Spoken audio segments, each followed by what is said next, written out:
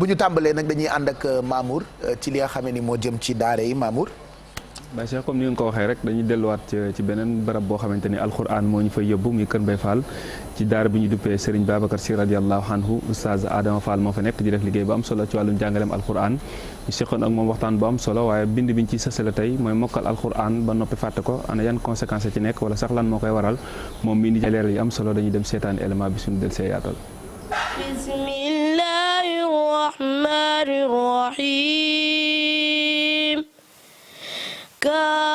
Kaaf haa yaa ayn saad.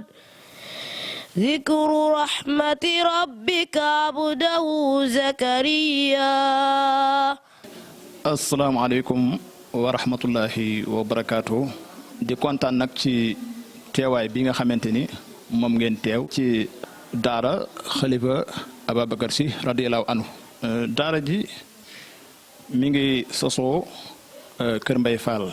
le 14 janvier 2004. wa aatayna Muusa al-kitaaba wa ja'alnaahu hudan li banii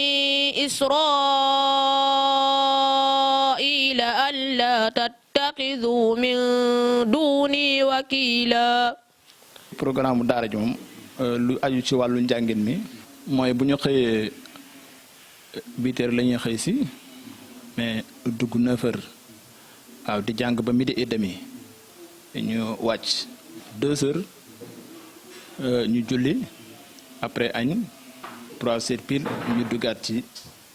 njàng mi ba 5 heures et demi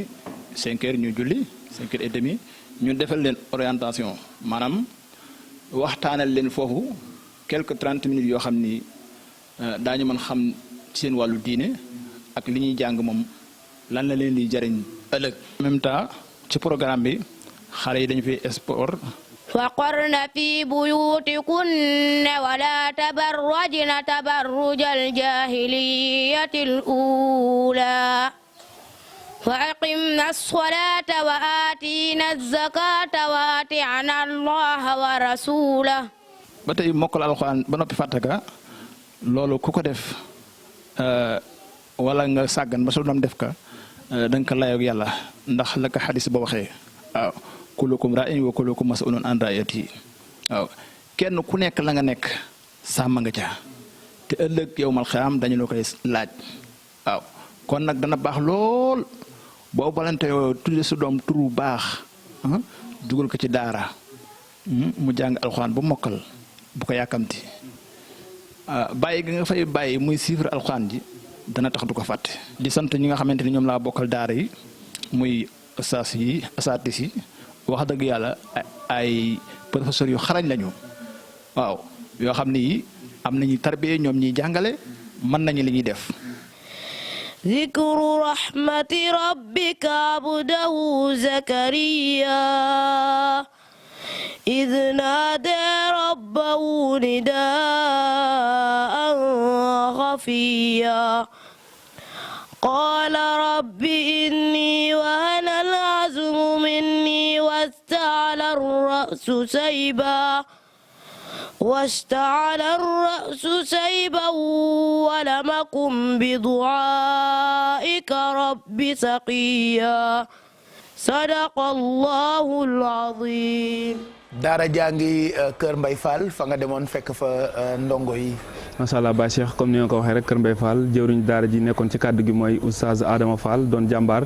gannaaw ba mu wattoo alxuraan jëlaat léppam jox alxuraanul karim tax mu sanc daara ji ci atum 2004 ak léegi macha allah mu bari lim bu fay yeewoo di watt alxuraan toll ci téeméer yu teg juróom-benn fukk ak juróom-benn ñoo xam ne ña ngay yeewoo ci daara ji muy góor ak jigéen di watt alxuraanul karim toll ci 38 personnes yoo xam ne moo leen jàngal bañ mokkal alxuraanul karim mu doon jàmbaar te yemul foofu itam saa bu nu paree ci xale bi mokkal alxuraan buy neex ay waajuram dañ koy bàyyiwaat ci daara ji ngir def ci ñoom programme boo xamante ni day am solo moo xam arabe wala français lépp loo xamante ni xale bi dina ko soxla ci xam-xam rek ñoom daara joojee di ñu duppee Serigne Babacar Sy pare nañ pour di ci gunge xale bi di ñaan xale yi nga xam ne ñi ngi fa nekk rek yàlla na borom bi subhanahu wa taala defal leen barkeb alquranul karim bàyyi ponk bi ñu ciy sësale nag mu am solo lool moom mu wax ko muy mokkal alquran ba noppi fàtte ko nga xam ne lu mat a bàyyi xel la ndax dañuy delluwaat rek ci doomu aadama ndax dañuy wax ne wala qad ahidna ila aadama min qablu fa nasiya ku ne xam ne doomu aadama moom dañ ko mooñaale ak fàtte kon fàtte lépp mën naa dagan waaye fàtte alquranul karim du dagan ci lenn ci waxi borom xam-xam yi ndax dañoo sukkandiku ci aaya bi naan wa man arada an zikri fa inna lahu maisatan dankan wa naxsuruhu yawma alqiyamati ahma mu ne ki nga xam ne de suñu borom dafa dogal mu mokkal alquranul karim ak càggante dal ko ba mu fàtte ko bu ñu nee fàtte alquran nag xale bi moom xamagul lan mooy alquran kon ko fàtteloo responsable bi mën na maa dégluwaale ci li may wax mu sàggan ba alquran joojee génnaat ci moom borom bi subhanahu wa taala nee na bu ëllëg yawmal xiyaamee kat kooku buy dekki moom day gumba waaw kon xam ne ne dekk rek lu metti la waaye nag nit ñi dekk ak seen i bët yow nga mokk alquran ba sàggan fàtte ko booy dekki bu ëllëgee da ngay gumba bu ko defee di nga am jaaxle lool ci sa boppam loolu aaya bi dox naan xaala rabbi li ma xasartan ya ahma wa qad kunta basira bu ko defee mu am jaaxle ne waaye yow sama borom yaa ngi ma indi woon ci àdduna may xoole di dox sama soxla def lépp tey nga indiwaan ma fii ma gumba borom bi subhanahu wa taala ne la xaala kadhalika atatka ayatina fa nasitaha wa kadhalika al yawma tunsa yow kat dañ laa joxoon suñu ay kéemtaan suñu ay aaya muy alquranul karim nga xam ne ñu bari bëggoon nañ ko mokkal ñu ne leen lii kat fardul kifaaya la ñenn ñi rek ñoo ko mën a mokkal nga sàggan ba alquran joojee génnat ci yow kon du mën a ñàkk nag ñu fàtte la kon lu mat a bàyyi xel la buñ ne conséquences yi ci nekk loolu lay doon buñ ne li koy waral nag nga xam ne mooy tax xale bi di fàtte alquran ndax xale mooy mokkal alquran bu fekkente ne xale bi dafa nekk ci daara jàng ba wattu alquranul karim mokkal ko yow waajur bi nga jàpp ne foofu rek nga mën a yem ak sëriñu daara bi jàngal na ko ba mokkal rek naa ko génnee ngir dem ci leneen ngir mu wattu ko hadis ba day wax ne nag fekk nga lu kawe lu nu màggal lu nu yëkkati borom bi subhanahu wa taala nga suufeel ko muy fekk ki nga xam ne mokkal na alquran nga sàggan ba jëlee ko ca yàkkamti ngir àdduna rek tax nga yóbbu ko ci leneen ba mu fàtte alquran jooju bu ëllëgee danga ko lay ak borom bi kon nag sëriñu daara ay jàmbaar lañ gis ngeen taxawaay bi ñuy def léegi xale bi mokkal alquran sax dañ koy mayaat temps ngir mu mën a toogaat ci biir daara ji mën a jàng français jàng arabe ba ci sport lépp loo xamante ni xale war na koo soxla rek ñoom sëñ daara yi ñu ngi ci bay seen waar bu baax a baax kon nañu bàyyi xel loolu ma indi tey incha allah. donc li ci daara yi tey nga demaloon ñu kër Mbaye Fall ci borom xam-xam yooyu yore xale yooyu le muy tase bu am solo jërëjëf Mamour ñu ngi lay gërëm bu baax 10h14 mooy doog a jot ñu jàll ci wàllu décomplexé ak jàpp sa fula ak ñaatam tey nag ñuy. àggali ak Jimbo jigéen ñi voilà Jumbo voilà le 8 mars kon nag ñu ngi ci weer bi ba tey ñu koy sargale jigéen ñi Jibi Foot ñoom la ñu àndaloon ñoom nag ñoom ñoo représenté ñoom ñooy fësal Jimbo fii ci dëkk bi rawatina Sénégal kon du ñu def lu dul seeti Anna nga xamante ni mooy présidente Andi Family fële ca Géejawaay àndoon nañu ak moom dem ci siège u Jibi Foot dellu si jigéen ji nga xamante ne rek ndeysaan muy dund handicap depuis ba mu amee ñetti at ba léegi nekk koo xam ne aussi gëm boppam ndax handicapam mooy motivation moo koy permettre tey suñ ko doon defal ay limite moom mu ne déet war naa dem lu weesu fii macha allah ma dëkk Géejawaay nag juddoo Géejawaay yaroo foofu nekk koo xam ne aussi may yëngu ci art et culture nekkaat tamit koo xam ne may encadrer ay enfants yi amee infirmité motrice cérébrale mais aussi yor groupement de femmes ñi amee handicap. association bi mu ngi tudd Andi Family li ne ci biir nag dafa bari lool damay am mbégte saa su ne sax nag ñi mooy laaj ci ne parce que dafa regrouper ay femmes yu am handicap. ñi nga xam ne dañuy liggéey ci développement lu wàllu jëm ci céréales ak transformation ay coco jinjeer voilà ak li nga xamante ne mooy jëmale jigéen kanam mu nekkaat tamit ci biir Andi Family benn groupe bu nga xamante ne moo ay def culture muy danse bale handicap lu tax parce que dañu ne handicap bu ñu ko xoolee dafa am benn regard négatif bu ñuy porté ci moom ñi koy utal ay barrières naan ko aussi ci mbedd mi la war a nekk alors que ñun loolu ñi war ci def ay message xeex ci wanal ne leen handicap du dara mais mën na dem weesu ay njottam ñi créé bale boobu mu nekk ci biir leneen di nekkaat aussi ñi xam ne tamit kuy yëngu ci àdduna te wax développement wala avancement doo dem bàyyi tamit xale yi nga xamante ne tout tànk lañ muumin lañ xamuñu dara rawatina ñi nga xamante ne dañuy amaale handicap mu metti loolu ñëpp nag la Andi Family dajale di leen encadrer di ci def wàll bu ne li ci wax. ma soxla si sama biir liggéey loo xam ne tamit jëm ci wàllu xale yi ci ay ndimbal aide lu nga xamante ne ñoom dañ koy soxla donc lu jëm ci ay couches ak yenn matériel mais tu jëmee tamit ci wàll tamit tamit danse bi soxla naa benn espace boo xam ne dañ koy war a aménager ba mën faa def suñuy activité comme lu mel na danse bi ak leneen voilà. danse bi moom la ma ñëpp gën a xamee mais tamit damay def aussi film. danse bi moom moo nekk loo xam ne lu international la ñëpp gën ma cee xam ak cinéma bi. damay fecc en même temps aussi di fexe ñeneen ñi nga xamante ne ñu ngi dund handicap xam ne dans la vie tout est possible war nañaa mën a génn fa ñu nekk même bu ñu choisirul danse bi def ko ñi gis ne benn seen morom mu am handicap di def li nga xamante ne lu metti la parce que yombul donc am naa ci benn pièce bu nga xamante ne dañ koy def mu ngi tudd danse des béquilles mu nekk lu metti donc kooku tëddoon këram ne mënul ne bu gisee tey benn moroomam di def loolu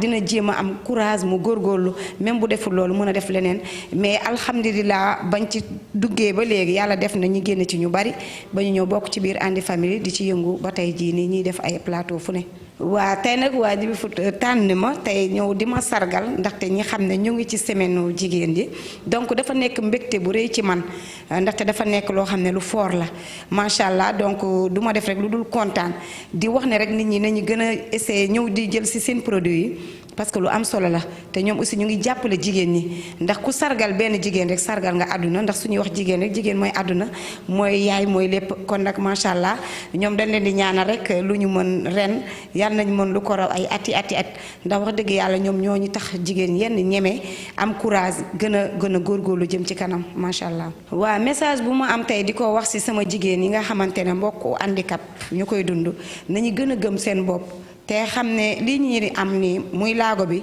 juste situation kese la waru def kenn blocage nañu gën a gëm suñu bopp takk suñu ceinture te xam ne góor baax na jigéen baax na lépp lu am solo rek mooy dem ak sa xel te yàlla may nañu ko macha allah donc ñuy fexe rek góorgóorlu di am ci lu ñuy jàpp di ci yëngatu wax dëgg yàlla ndax mën a jàppale suñuy njaboot ndax tamit ay yaay lañ yor suñuy doom donc war leen dëmbali te sa suñu fenn kon nag tey dinañu gën a góorgóorlu rek te xam ne àdduna loolu doo nga fi nekk. macha allah. voilà donc moom ñu ngi ko fekkoon Géejawaay. waaw moom Géejawaay la dëkk mais dañu dem nañ ba Géejawaay mais dañu retourné waat donc àndoon ak waa Jimbo yi parce que mooy bi événement yi amee donc ñu mujjee dem siège Sacré Cœur bi la ñu mujjee dem Djiby Foot nag ñoom ñoo tànn ki nga xamante ne mooy Anna Djiby Foot di leen wax ni rek seen siège mi ngi nekk ca Ghana Accra di fàttali également que ni ñi ngi nekk ci Afrique depuis 48 ans di représenter ñi nga xamante ne ay marque de produits la ñu bokk na ci Jimbo bokk na ci Bama bokk na ci Jimbo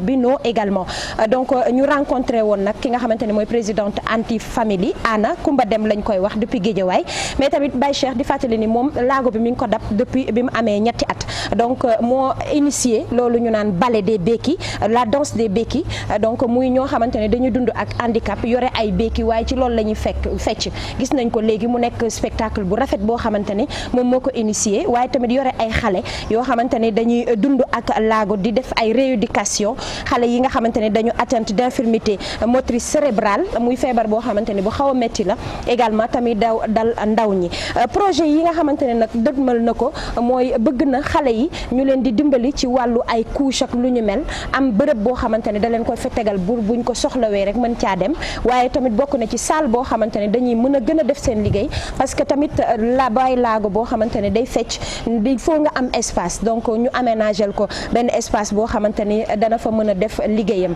Anna nag nekk na jigéen bu jàmbaare ndax association de femmes yi mu yore yi dund ak handicap bëri nañu xale yi nga xamante ni da leen di dimbali également bëri nañu bii mooy deuxième fois waa Jimbo di dem di ko sargal donc nekk na koo xamante ni war nañoo ko jàppale bu baax a baax moom day dund ak handicap waaye nag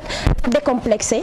ba nga xamante ne tey jii nee na jigéen buy dund ak handicap message bi mooy bu leen toog bu leen yox yoxi dem leen ci rek ku ci nekk ca la nga nekk yàlla dina la ci fekk donc ñu amoon mbégte bu baax a baax ànd ak waa Jimbo dem seeti ko ci 8 mars bi nga xamante ne ci lañ doon sargal jigéen ñi donc moom la ñu tànn mu ànd ak waa Jimbo dem sargal ko jox ko ay produits mu kontaan ci lool kon ñu ngi am mbégte bu baax doon ko tegal téléspectateurs yi également. voilà rattrapage journée de la femme.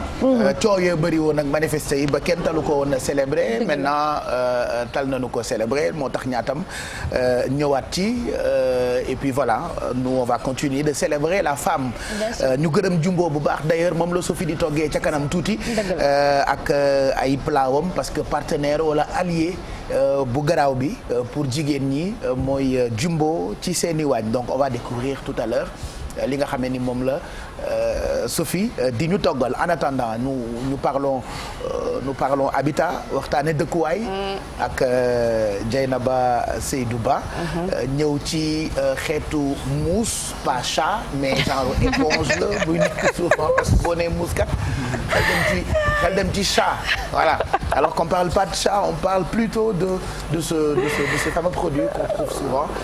ci yenn appareil électroménager yi nga xam ni ñun am na nu ñu ko tuddee woon. am na nu ñu ko daan xam ni ñuy xasanee woon noonu. am na nu ñu ko daan tuddee dama ko fàtte. waaye boo ko defee bu laalee sa yaram rek dafay xasan. voilà donc voilà c'est ce que tu nous présentes. moom la ce matin Dieynaba. tout à fait Pape Cheikh sa mousse bi ngay tudd ñun yaakaar naa bu ñu wax mousse siiru la ñuy wax siiru. waaw mousse yu góor yu mag yooyu noonu. xam nga tëngeej ku yaroo diggante tëngeej ak parcelle yi siiru ngay xam. donc voilà donc ça wax nga ko mousse bi nag mi ngi tudd polyuréthane am na sax ci jamono defoon nañ ci émission ndaxte xam nga Pape Cheikh bu ñu waxee mbirum tabax nit boo xësee ba am suuf nee nañu da nga war a def lu jëm nag ci saytu suuf bi yóbbu ko ci laboratoire de sol pour xool suuf bi ban façon suuf la ak naka rek lañ ko nar a kon war a mën a tabaxee ba mu mucc ayib waaye nag booy def tabax itamit da ngay xool li nga xamante ni moom mooy rek daal di isoler sa bâtiment pour mu durer kon dans le long terme am na ñoo xamante ne dañuy tabax waaye xamuñu ne bâtiment da nga ko war a rek mën a dundal ba mën li nga ci bëgg nga daal ko cee rek am loolu la ñuy wax généralement jeter de l'argent par les fenêtres nga mun ko rek daal di moytandiku moo tax dañu leen indil mousse boobu mais peut-être avant ñu ciy ñëw ci explication bi ak li nga xamante ne loolu mooy ngëneel bi ci wàllu donc tabax dañuy xool ak Moustapha Diédhiou Apulaay mooy élément bu njëkk bi ma la envoyé ñu xool ko ñëwaat. ci Sénégal dañoo gis ni tàngoor gi daf ñooy sonal donc dafa di produit bu nga xam ne day aar nit ñi ci tàngoor gi maanaam bu fekkente ne dafa tàng ci biti. mu def 40 degrés à l'extérieur da ngay mën a am température bu toll ci 19 mooy fukk ak juróom-ñeent wala ñaar fukk ci ay température ci biir donc loolu da lay permettre maanaam sedd bi ak tàngoor gi du la sonal ci sa biir kër waaw waaye nag guus gi nga xam ne moo sonal tamit bâtiment yi fii ci Ndakaaru mooy humidité bi donc mousse bi ndox du ko dugg dafa am imperméabilité ci wàllu ndox du ko pénétrer donc moo tax nag ñi nga xam ne ñooy liggéey ci wàllu BTP danañ ko soxla fii ci Sénégal. voilà donc Pape Cheikh mu nekkoon lenn ci ay explication bi nga xamante ni indi nañ ko ci mousse dégg nga li Moustapha Diédhiou wax ndaxte moom moo fi indi kon produit bi nga xamante ni c'est un produit innovant nee na tàngaay daf ñuy rek daal di sonal généralement ñi ngi ko doon testé ci benn marché bu ñuy bëgg a def fii ci Ndakaaru xam nga yenn saa ñu def ci li nga xamante ni moom mooy ay tuiles donc en fer xam nga loolu dafay attirer tàngaay mais bu nekkee par exemple def nga ci mousse bi bu ñu koy rek daal di posé di nga gis par exemple bu nekkee dafa tàng bu baax a baax ci biti boo duggee ci biir bâtiment bi dafay sedd parce que mousse bi dafay jouer donc un rôle de régulateur thermique mu nekk lu am solo surtout ci dëkk yi nga xamante ni dëkk yu tàng la rawatina ci yenn gox yi nga xamante ni gox yu tàng la yu nekk fii ci suñu réew beneen expérience bi ñu rek daal di xool léegi donc Apulaay mooy lu jëm nag ci humidité bi ñuy gis kon ci wàllu ndox mi benn élément la boo xamante ni peut-être en 1 minute on va regarder ça ensemble. Nous allons vous aider à prendre la bonne décision. Cette installation reproduit le fonctionnement du système de chauffage dans une maison. En poussant de l'air chaud dans ces 3 maisons isolées avec des produits différents, nous allons vous montrer la quantité d'air qui peut s'en échapper. Les produits traditionnels offrent une bonne résistance thermique, mais comme vous le voyez, la chaleur et l'air qui s'échappent des maisons varient énormément d'une maison à l'autre. Observez les petites balles qui s'agitent. Dans les maisons isolées, avec un produit traditionnel, l'isolant n'arrive pas à maintenir toute la chaleur à l'intérieur. Par contre, la maison isolée avec la mousse expansée Iceline est tout à fait étanche, car le produit empêche l'air de s'échapper. Imaginez votre maison. Les endroits où l'air peut s'échapper sont nombreux. Cependant, si vous utilisez un produit isolant de qualité supérieure, comme la mousse expansée Iceline, vous isolez et scellez les fuites d'air en une seule étape. De plus, vous assurez le confort de votre demeure en réduisant les fuites d'air. La mousse peut atteindre 100 fois son volume initial et s'infiltrer dans les moindres fissures et en fractuosité. Il vous est alors possible de maintenir une température constante dans votre maison toute l'année. Observez la différence entre les 3 types d'isolants. Vous pouvez clairement voir que la mousse Iceline est beaucoup plus efficace que les produits traditionnels. Grâce aux propriétés d'étanchéité de la mousse Iceline, vous pouvez réduire vos coûts mensuels de chauffage et de climatisation. En outre, votre maison sera toujours confortable, quelle que soit la saison. L'utilisation de la mousse Icynine vous permet d'augmenter l'efficacité énergétique et le confort de votre demeure, tout en vous faisant économiser sur les notes de chauffage et de climatisation. De plus, grâce à son étanchéité à l'air, la mousse expansée Icynine peut aussi réduire les allergènes et les Voilà, c'était une toute petite présentation donc de la mousse peut-être en image pour nit yi peut-être Pape Cheikh mën a comprendre li nga xamante ne moom mooy ngëneel ci wàllu mousse gis nga kon nuñ ci expliqué boo nekkee ci biir kër humidité bi dafay rek daal di bari yenn saa yi air bi day échappé wu donc ci bâtiment bi te loolu bu amee dafay rek dësaxal lu jëm ci wàllu bâtiment bi donc genre mousse yu mel nii dafay rek daal di réguler déjà lu jëm ci wàllum kon température bi à l'intérieur donc des habitations mais surtout dafay rek daal di éviter lépp lu jëm ci wàllum étanchéité lépp lu jëm kon ci wàllum humidité parce que xam nañ ne yenn saa yi sax nga yor sa salle de bain nga dëkkandoo ak keneen maanaam ngeen bokk même mur bi mais yenn saa yi nga gis sa mur bi day xaw a verdâtre wala mu xaw a tooy voilà ci suuf donc genre technique yu mel nii dina kon daal di musal bâtiment ci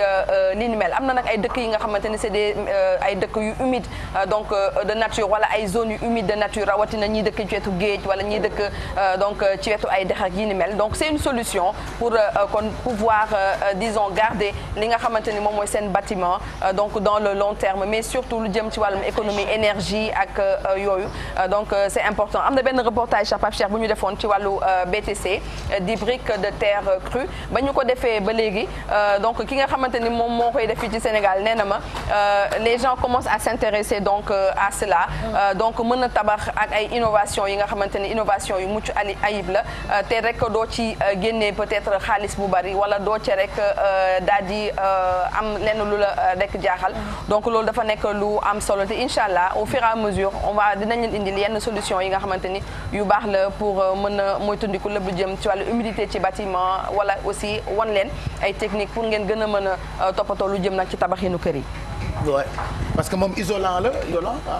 oui isolant la thermique phonique. oui isolant la au-delà de seddaay wala tàngoor. même li ngay def sa kër nit mën na ko bañ a dégg. mën na ko bañ a dégg mais xam nga ñoom par exemple day am ñi nga xamante ni benn couche la ñuy dóor. am yoo xamante ni ñaari couche ainsi de suite maintenant techniciens yi nga xamante ni ñoom ñooy def mousse bi ñoom ñoo la mën a wax par exemple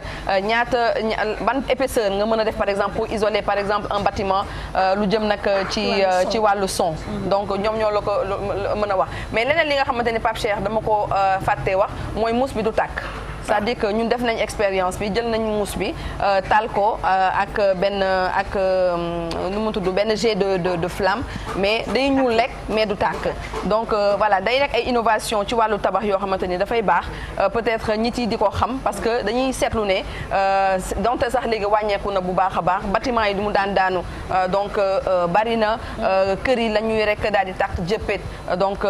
bari na donc ay solution la yoo xamante ni léegi ñu ngi koy rek daal di indi pour mën a matal lu jëm ci wàllum tabax te nag Pape Cheikh gàcce gàllaama bu baax a baax ñi nga xamante ni ñoom ñoo yor wàllum génie civil yi fii ci suñu réew ndaxte saa su ne ñu ngi indi ay innovation yu am solo ngir rek daal di matal lu jëm ci wàllum tabax mi parce que ay dëkk yu mel ni Diamniadio laataa ñu koy tabax ñun par exemple xamuñu woon lan mooy micropieux mais ba ñu kon construire yenn villes yi ci la ñu am ne suñu ingénieurs yi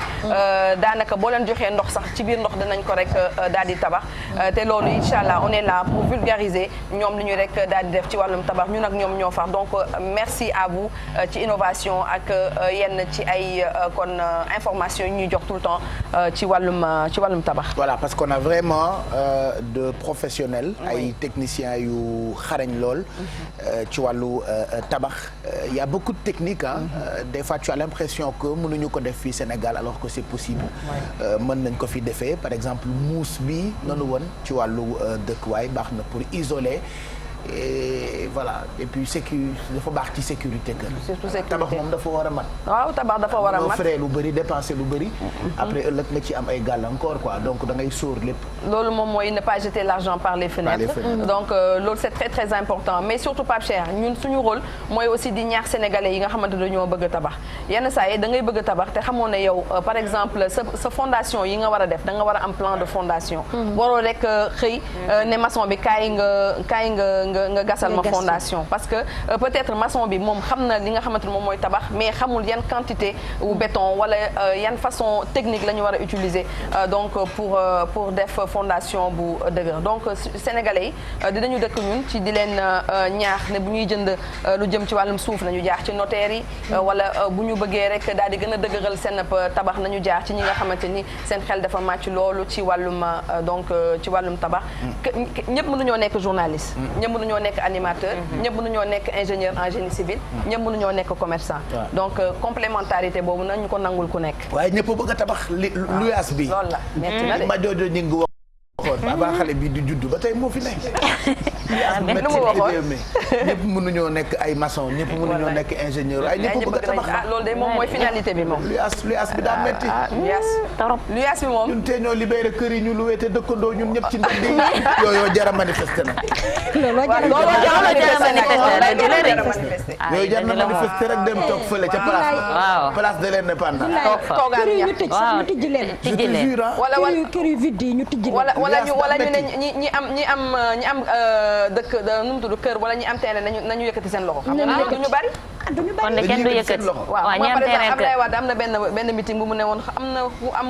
bac xaw ma naan yëkkati sa loxo wala genre yooyu noonu am na benn donc bu ñu demoon ci manifestation ne par exemple ñi am kër wala ñu am terrain nañu yëkkati seen loxo ñu yëkkati seen loxo duñu bari kenn du yëkkati sax waaye bu ñu ne ñu nekk en location ñëpp a yëkkati seen loxo yi de luwaas cey luyaas daa metti de torop ba pare weeree jege yaatoo je te jure boobu xale bi judduwul sax luyaas di gën a métti rek. te nag kaay ma wax la nag xale yi juddu mag ñoo ngi di loué luyaas di gën a métti rek. te kaay ma wax la nag Pape Cheikh propriétaire yi nag boole ci nag am benn zen boo xamante ni nañ ma baal nag wax dëgg yàlla am na sax yenn. mais non ñoom itam dañuy dépenser lu bëri ci seen ay tabax et tout ça. location de cher maa ngi dégg démb ci rajo bi ñu ne dañu yokk njëgu ciment bi. j'ai entendu ça ci benn débat rajo ñu ne njëgu ciment bi dafa yokk léegi dafa métti aussi ci ñaari côté yëpp mais xam nga ñoom par exemple bu ñuy yokk ñoom tamit ñoom ñetti cimenterie yëpp dañuy toog waxtaan ak nguur gi parce que aussi dafa am li nga xamante ni moom moo dëkk loolu moom la ñuy wax fonds de l'habitat social xam nga fonds de l'habitat social boobu noonu taxe yi nga xamante ni moom la nguur gi di jëlee ci cimenterie moom lay jox donc le fonds de l'habitat social te ci fonds de l'habitat social ñoom ñiy tabax aussi dafa métti ci ñoom c'est ça ñiy loué itam dafa métti ci ñoom donc fan la bët di wéree quoi finalement donc wàññi ca kaw la daal mu doog a wàcc. la seule solution man bi ma gis mooy location vente. waaw jërëjëf Abdoulaye bi fekkul sax nga juddu te bi ko sa maam ma joojo di woy ba bu fekk na luyaas metti nga juddu màgg ba toll nii nga toll luyaas di gën a metti et voilà dëkkuwaay moom mais xam nga lan moo jar a wax tamit Pape Cheikh mooy taxe ordure yi nga xamante ne nit ñi ngi koy fay ci location yi te ñi nga xamante ne ñoom ñooy fay taxe ordure yooyu noonu ci location bi mooy ordure ménagère par exemple yow da nga koy fay boo nekkee ci agence sa agence danaan la yow chaque fin du mois da ngay fay sa taxe ordure ménagère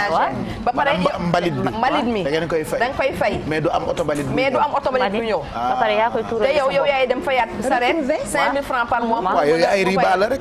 yooyu ay riba la loolu doy na waar la nañu ci bàyyi xel daal nañu ci bàyyi xel bu baax a baax donc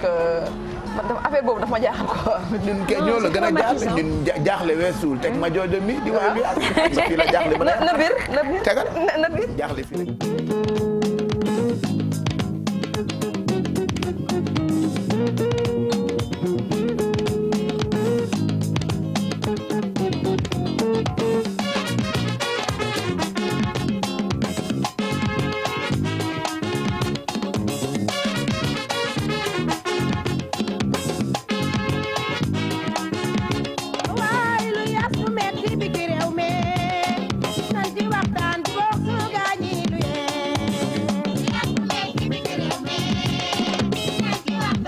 Thank you.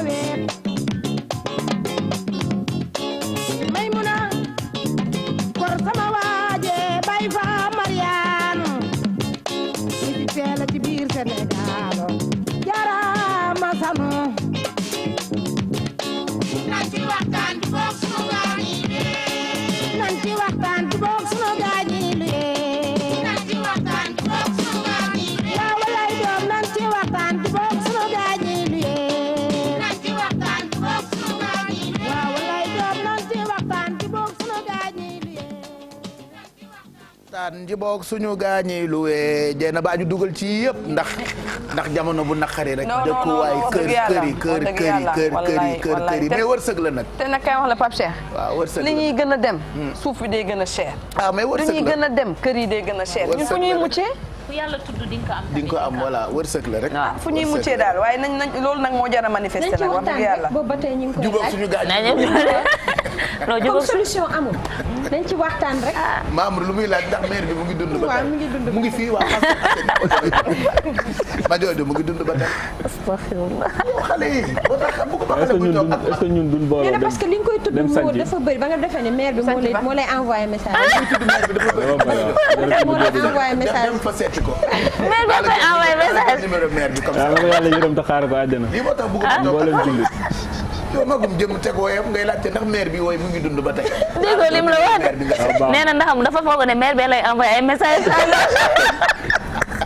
li nga tudd ci télé bi daa bari li ma ko tudd dafa bëri. xam naa sa waay la woon na. waaw sama meeram la woon voilà daan añee maag ñaatam. billaay fa lañ daan dem di lekk boobu juddu woon ndeysaan. fa lañ daan lekk ceeb bu xonk ma bu jaga ji bu jaga ndeysaan. Bon c'est une vieille chanson. Lias ma ko tuddee woon à l'époque et c'est toujours d'actualité. Lias bi di gën di metti pour beaucoup de personnes. am na ñu bëri ñoo xamante ne amuñu fu ñu dëkk. wala am nañu fu ñu dëkk mais duñu am confort boobu. wala dinañ am fu ñu dëkk sax mais duñu am lu ñu ko fayee parce que comme on dit weer ak moromam dafa jege lool. mais y a toujours ay astuces yu am solo yu ñu leen di proposer ci sama kër week-end bi. ak Dieynaba Seydou Ba vendredi yi aussi le matin ñu cof ci aslëf rek baaxee leen ko comme ça ngeen mën a comprendre yenn techniques yi soit bu ngeen amee possibilité tabax wala bu ngeen dee louer c'est toujours bien am ay plan yu am solo pour ne pas trop dépenser aussi ci wàllu dëkkuwaay yàlla na ñëpp am kër. 10h41 mooy doog a jot ñu leen di ñaanal bëccëg bu neex ci télévision Futur Média c'est déjà le week-end tenez bon léegi mu jeex bu ngeen wàccee rek di ngeen mën a dem noppalu. Voilà pour certains parce qu'il y en a qui travaillent quand même les week-ends mais ils sont pas nombreux de toute façon ku ci liggéey week-end itam ci semaine bi am na jour booy noppalu pendant que les autres travaillent. Voilà arrêtez de faire genre. Donc mu ngoog Sophie la ñuy àndal ak Jumbo mi nga xamee ni moom ngay toggee partenaire bi et puis buñ ci paree itam Bessel dinañu découvrir ak moom benn plat boo xamante ni ñoo ngi koy togg ca boori Casamance. Mais en attendant Sophie yow la ñuy bàyyi nga jox ñu recette tey.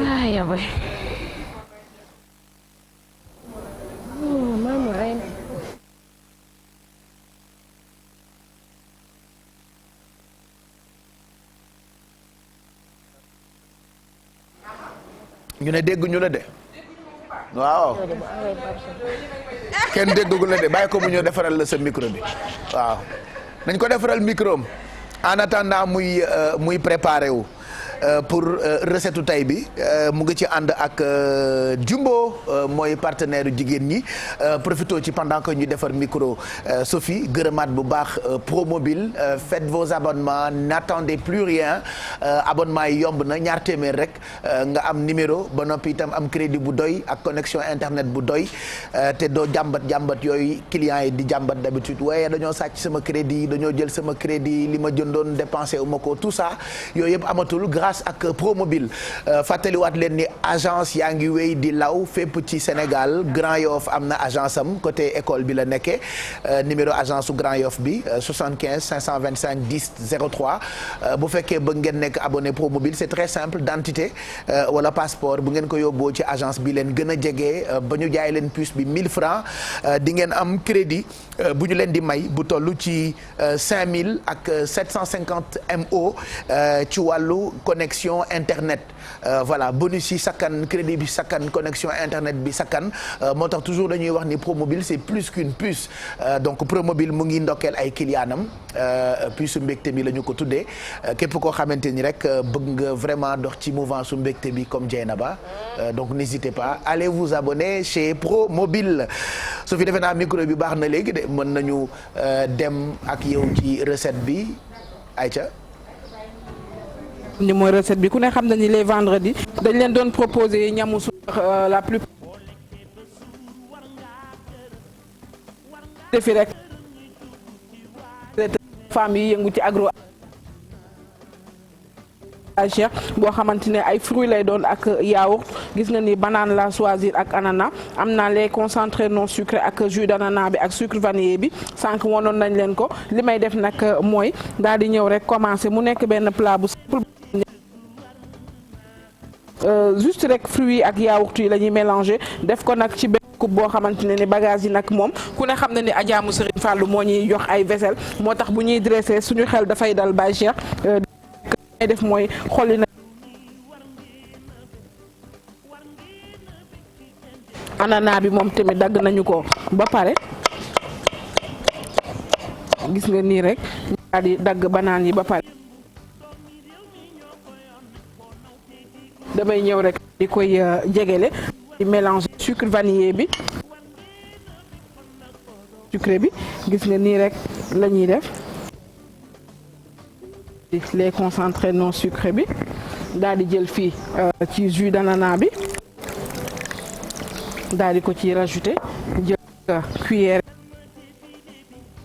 am nañu ak sucre vanillé bi mën nañu jël tuuti rek daal di ko ciy def parce que bàyyi xel ni que li nga xam ni mooy banaan yi aussi dafa am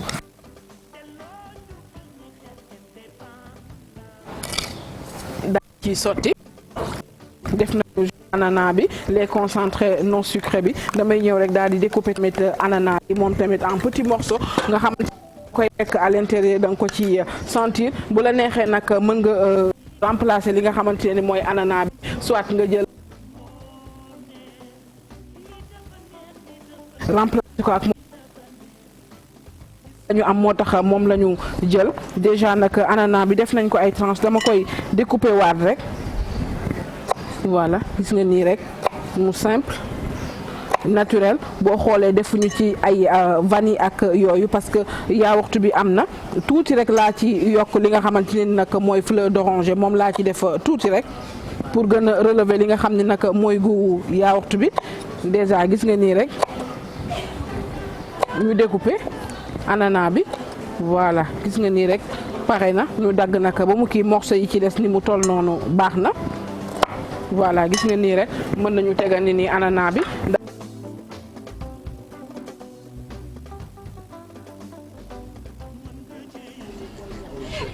mu nekk benn cocktail de fruits au yaourt bu simple bu naturel boo xamante ne nii nag mën ngeen ko reprendre seeni biir kër lii moom daanaka revisiter ci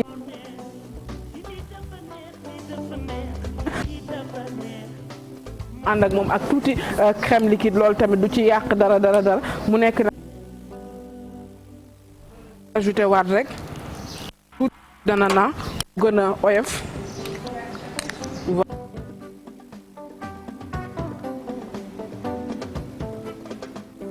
li nga xamante ne ni mooy suñuy coupe voilà gis nga ni petit à petit rek ñu daal di ciy sotti voilà suñu paree naka dinañ nettoyer rebooru coupe bi mën nañu jël suñu torchon voilà gis nga nii rek voilà defar nañu benn coupe bi dañuy ñëw rek ak deuxième bi voilà gis nga nii rek mu nekk recette bu simple boo xamante ne ni du la coûter lu bari lii nag de préférence pour balaa nga koy servir da nga koy teg ci li nga xamante ne ni mooy au frais ba mu sedd bu baax a baax bu ko defee nag nga mën ko génnee soo amee say gan rek rapidement mën nga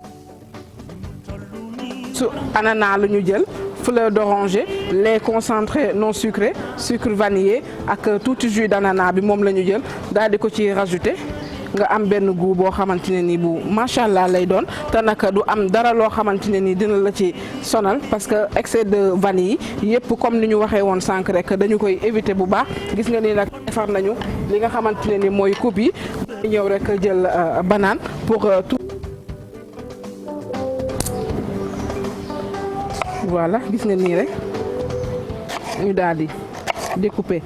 li nga xamante ne ni mooy banane yi moom rek la ñuy def ni daal di koy def nii ci rebooru verre bi daal di defaat beneen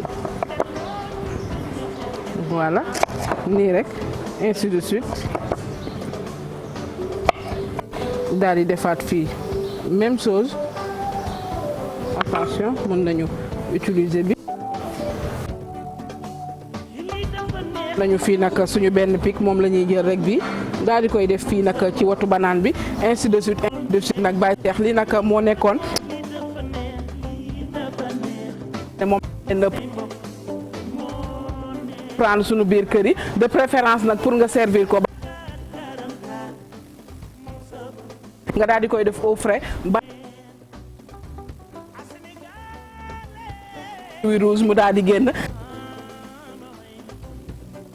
ci kanam tuuti nag ma andi ci plateau bi rek ñu jàll ci li nga xam Cheikh jërëjëf mu ngi noonu Diallo sama waa ji waa kay Diallo Ndiaye jaata Ndiaye et tu sais que jaata dafa ànd ak Ndiaye waaw yow xanaa loolu da nga ko calculer waaw dama ko calculer jaata Ndiaye Ndiaye jaata ok jaata Ndiaye jaata te yow bi nga juddoo noo sant bi ma juddoo jaata laa sant après nga màgg tase ku sant Ndiaye waaw man pour mottali affaire bi man ma mujj sama ba sax man Sophie Ndiaye laa tudd Sophie Ndiaye jaata Ndiaye waaw kay yow Sophie da nga garaaw de Ndiaye kii daf ñoo yab non yabuñu regarde yow nga juddu sant jaata dañuy taxaw nii nga màggaale bi ngay màgg xamoo gagner du temps on a encore du temps et tout dëgg la Ndiaye Diallo dëgg la waaw ñu dem xoolal li may expliquer xoolal boobu intelligence lu garaaw nga juddu sant jaata 32 neurones bi ngay màgg nga dégg ni ñi sant Ndiaye seen tagg am na jaata Ndiaye jaata Ndiaye waaw pour gën a téye sa jaata mais tout en restant Ndiaye jaata Ndiaye waaw noo ko comprendre nii Baye non mais yow man dag ma jaaxal sax yow Ndiaye jaata Ndiaye ak itam ko tegal ko ils me prennent au sérieux mais je suis très sérieux dans mes propos chérie mais li may wax dafa am mais Ndiaye jaata Ndiaye tegal ko li nga war a tegal Pape Niang boobu yàgg na ne xale yi am nañu ko waaye dama koy ragale teg kii laaj ma ana Pape Niang problème man bëgguma toog ak xale ma la waxoon quand tu parles nga ne ma les gens pensent que je parle trop et pourtant loolu nga daan tontu je parle pas trop mais Ndiaye jaata Ndiaye mi yow wax dafa nekk dëgg am nañ ko waaw Pape Niang dafa sa rafetaay sa jekkaay ni nga yiwee tegal sa jekkaay pour faire plaisir à Sophie Pape Niang la ñu ko tegaloon pour yow rek lañ doon bëggal waaw Pape Niang Ndiaye jaata Ndiaye Oustaz Pape Hann nag mooy doog a yegg si defe naa am na micro bu nekk ci ginnaaw foofu bu ñu ko mënee jottali ci ginnaaw fauteuil bi voilà waaw Sophie ba ñu ko mënee jottali mu ngi ci ginnaaw fauteuil bi noonu rek ci ruq bi wala ci table Sophie waaw kay. micro nekk fi de indi. waaw jox ko jeena ba mu jottali ju ko jottali ko waaw. jottali ko jeena ba jërëjëf jottali joxatu Oustaz. non Pape Cheikh. jeena ba. Pape Cheikh lu yaa garaaw. yaa ma gën a garaaw. yaa Oustaz. ma ne ko ci man de dama foogoon ci délégation Ousmane Sonko bi nga bokk ñoom nga àndal dugg si de. ñoo duggandoo maa ngi moo yéen a duggandoo moos. président Ousmane maa koy nuyu. Alaaji Pape ziar naa la. ñu ngi delloo ziar am nañu mbégte lool macha allah. waay di nuyu sama jigéen yu baax yi di nuyu Oustaz Mamour. di ñaan di jégalu ci tardement bi. ñaan yàlla defar sunu mbiri àddina. allahumma amin. ñaan yàlla it mu defar sunu mbiri àllaaxira. amiin ci daraja yonent bi alayhi salaatu wasalaam waaye Alaaji Pape di ñaan yàlla musal ñu ci musiba. amiin ak balaa. musiba dafa gaaw de. kasara. gàttu fan. deegu ñaaw. deewu mbetteel. gàttu wërsëg. gàcce yàlla nañ ci yàlla musal. amiin amiin ci darajay rasulullah sallallahu alayhi wa sallam. waaw nit daal da ngay xëy bàyyi ak yàlla sa bopp. boo bàyyi ak yàlla sa bopp rek yàlla téyel la boppam. yenn saa yi musiba bu rëy rëy nar a ñëw ci yow. Alaaji Pape Rasulaay ren nga génne sarax. mu gën a woyof mbaxana. moo sarax baax. day fànk li muy fànk dafa bari. Alaaji Pape sarax dafa baax di génne sarax. waaw tey muslu nag tey muslu. booy dugg sa oto ne bisimilah. dafay bette. booy taal ne bisimilah. xanaa lee mu woo bi nga xëyee. fàttewu ko. damay bañ a wax li la dal kat ci télé bi waaye normalement ñoo waroon tàmbalee noo. wallaay dëgg la 9h. waaw 9h jot ba presque 10h. nga doog a yegg si. voilà xam naa rek. cat bu ñëw cat a ñëw rek ndax génn dawal sa oto ba. waaw accident bu mel noonu am ci. bu doy waar mi ngi noonu moo tax yëpp yàqu presque. wallaahi Alaaji Pape waaye sant yàlla gi mooy. yenn saa yi dara nara dal ci sa kaw mu dara nara dal ci sa kaw njaboot. yàlla ci yàlla musal. mu dal ci sa weñ.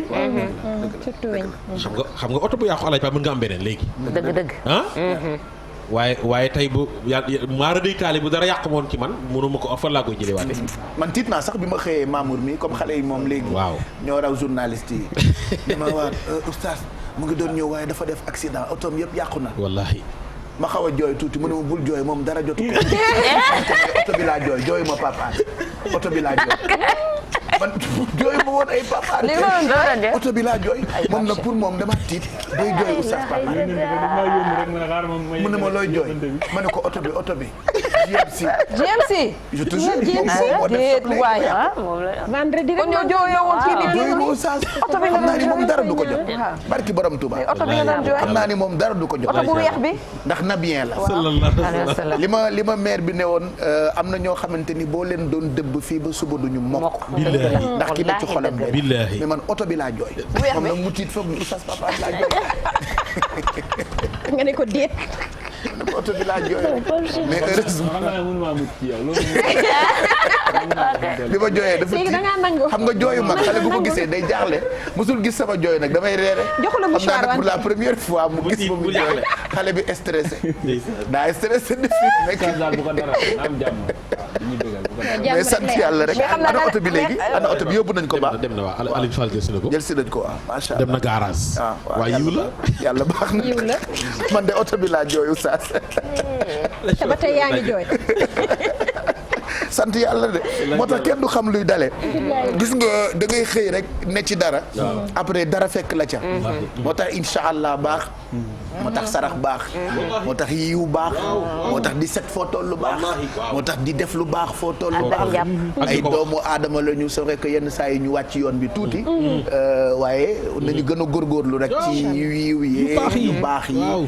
parce que ndogal day bette mais Alaaji Pape xam nga yàlla mi xam nga heure bi maara détail yi boo demoon man dinaa ne pourtant bii rek woon na ma barki yàlla du ko waxee nii du ñëw sax. c'est vrai du ñëw. te mooy toog ci ruq ba di jooy nag di ëffal ni fekk moom mu ngi jooy si biir xol bi. weer du liggéey. bàyyi ko weer du liggéey kii. bàyyi ko rek fii la koy waxee waaye bu toogee si ruqam. yàqoo nii mu yàqoo naqari na ma lool. yow xanaa naqari na ma lool tulier yi. ak ñoo aay. tulier yi dañ koy defaraat léegi. tulier yi. lu mu boxoñoo dinañ ko ci kanam la yàqoo wala ci ginnaaw. ci kanam non kanam gi nag moom lépp a dem moom.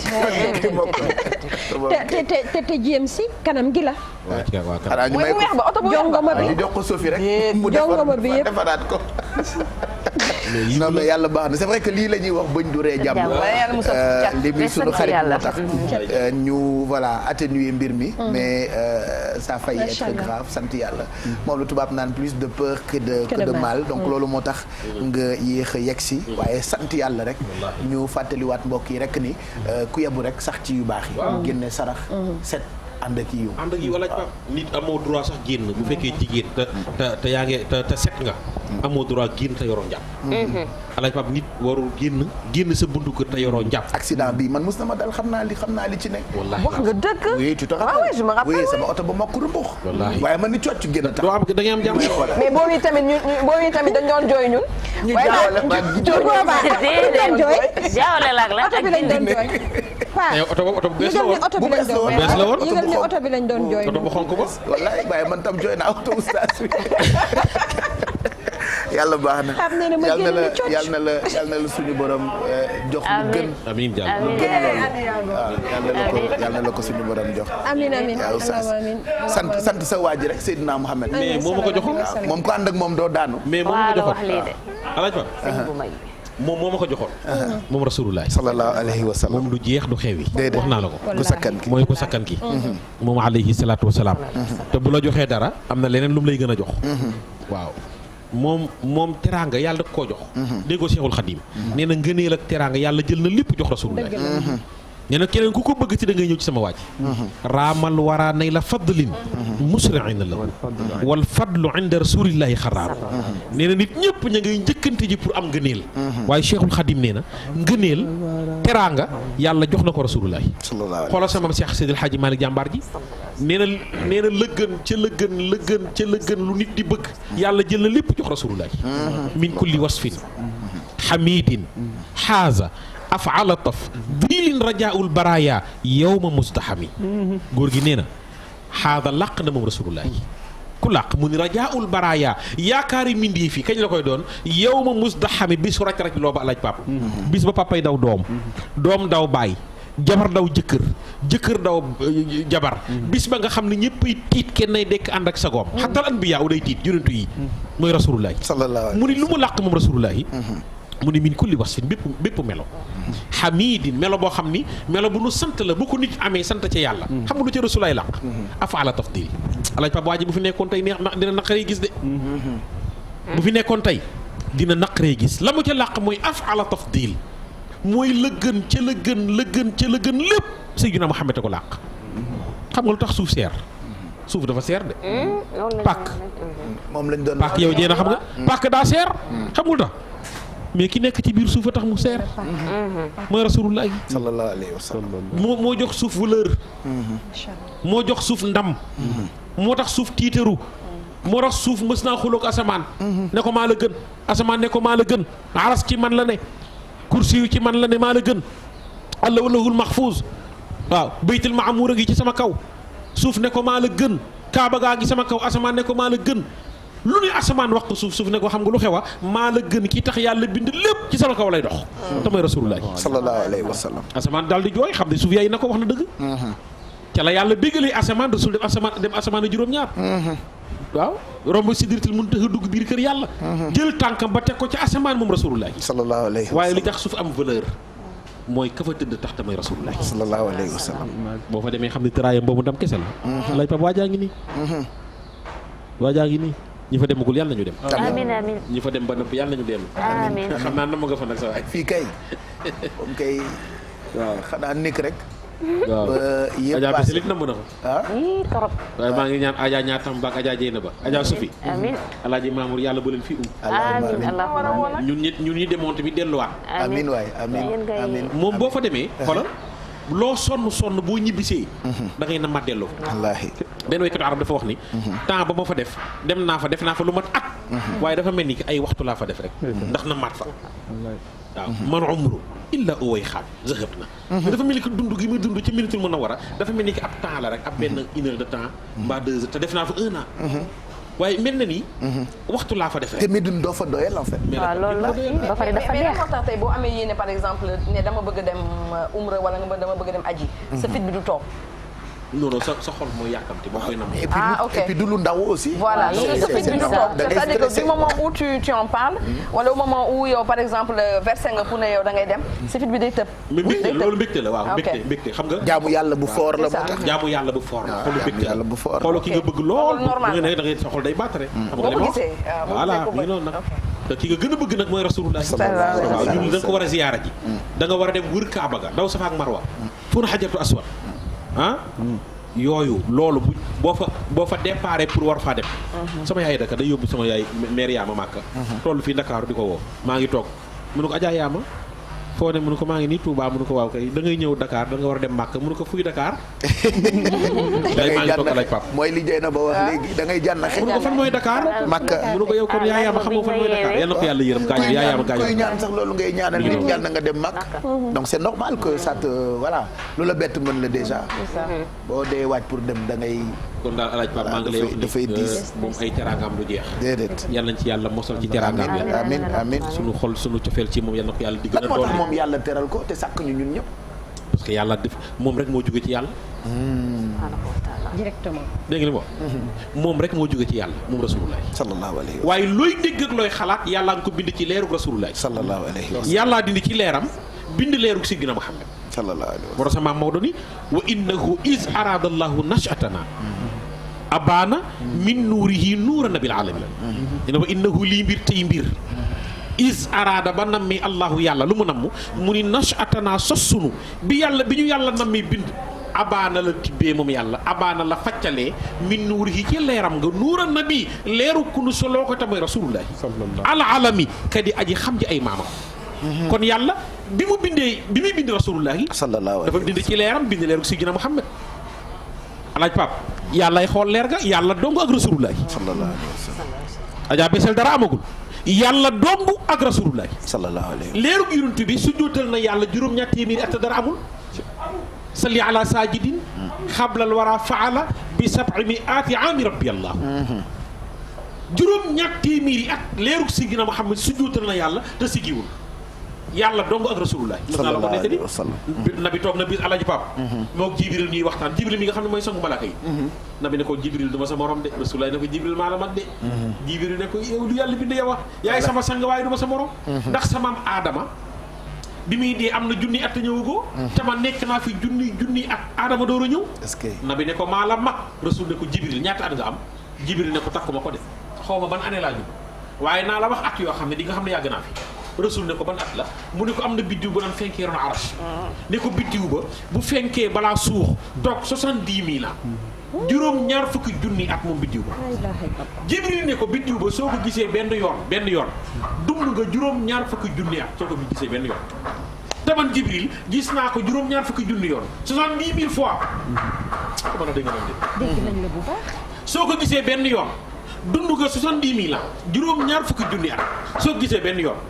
ñaari yoon nga dund yeneen juróom-ñaar fukki junni jibril ne ko gis naa ko juróom-ñaar fukki junni yoon 70 000 fois rasulaay ree ne ko jibril gone nga ana zalikal kawkab maa doon biddiw ba wallaahi